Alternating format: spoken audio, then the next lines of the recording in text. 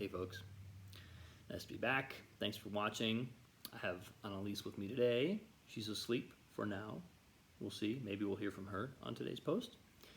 I was going to do today's post on meditation and what I call the choosing faculty. I've heard this term from other people too. I certainly didn't invent it.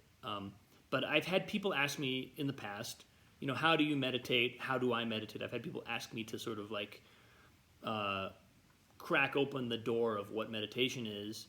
And I'm by no means an experienced meditation teacher, but I am a reasonably experienced meditation practitioner. I've been practicing meditation ever since I was 17 years old in some form. I've gone through a lot of different forms and techniques over the years, but I've relatively consistently had it in my life. And the thing that that it sort of has struck me as something to point out to people, just if you're becoming interested in meditation, people who are longtime meditators are probably well aware of this, but if it's something that's kind of new, or you're looking for a technique, or you're wondering how to bring this into your life, this thing called the choosing faculty is what I like to call it, and where I kind of put the emphasis in terms of what meditation is all about. It's hard to say what meditation is all about, but I think this is definitely a central feature. And the way I would describe it is, meditation has thousands of different techniques. I mean, we're talking like different traditional techniques. Most, even a tradition like Buddhism has just hundreds and hundreds of different meditation techniques just within Buddhism. So, the technique is almost secondary, although I think certain techniques are better for some things and other techniques are better for other things. But the technique almost doesn't matter, especially if you're starting out. The thing that's really key is that as you're meditating, there's usually some component of meditative practice that's like, put your focus here. There's some sort of instruction. Put your focus on the breath coming in and out of your nose on your upper lip, right? Put your focus on the energy flowing through your body. Put your focus on a mantra that you're reciting internally, right? There's some place, some defined thing that we're putting our attention on. And our experience in meditation is that we bring our focus to our upper lip, and we're breathing, and I'm feeling it.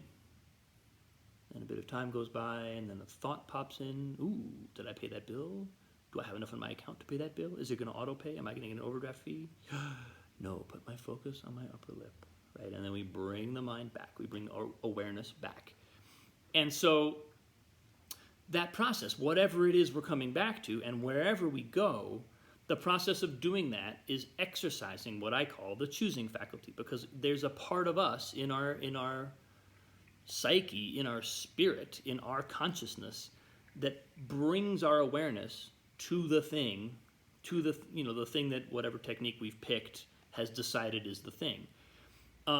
And that's really the key. That's why the techniques almost don't matter. It's about that process of bringing our awareness somewhere, feeling it drift off, or not even noticing that it has drifted off, and then at some point realizing that and bringing it back. And little by little, we bring our awareness back more and more and more frequently, more and more often. We start to notice it when it has gotten further, like when it's just starting to lift off, and we bring it back, and little by little, that choosing faculty actually gains strength. It's like the choosing faculty is like the muscle of meditation. It's the thing that's doing the work, if there's any work, in meditative practice. And there are unfolding phases of experience that happen the more that we kind of get to the place where we're drifting less, or we're drifting not as far, and the choosing faculty is really kind of able to become centered, and more stillness can come in, and we can actually rest in the place of focus for longer and longer periods of time. But those things aren't even really that important, and those are the things that from day to day are going to go one way and then go the other way. There'll be days when we have perfect focus, and then the next day we're all over the place. That's just the nature of any practice. That's the way it is with piano. That's the way it is with qigong. That's the way that working out, training, anything like that is going to have, you have on days and off days, right? So, but just defining that muscle and understanding that the choosing faculty is really the thing that is being worked, that is the thing that is being exercised, and that therefore almost any technique is as good as any other. I mean, the technique that I use is kind of one that I've developed on my own. I basically put my awareness, my consciousness, onto consciousness itself. So in other words, consciousness is the thing, it's like the camera that's seeing the entire manifest world, including my interior world of thought and feeling and whatever.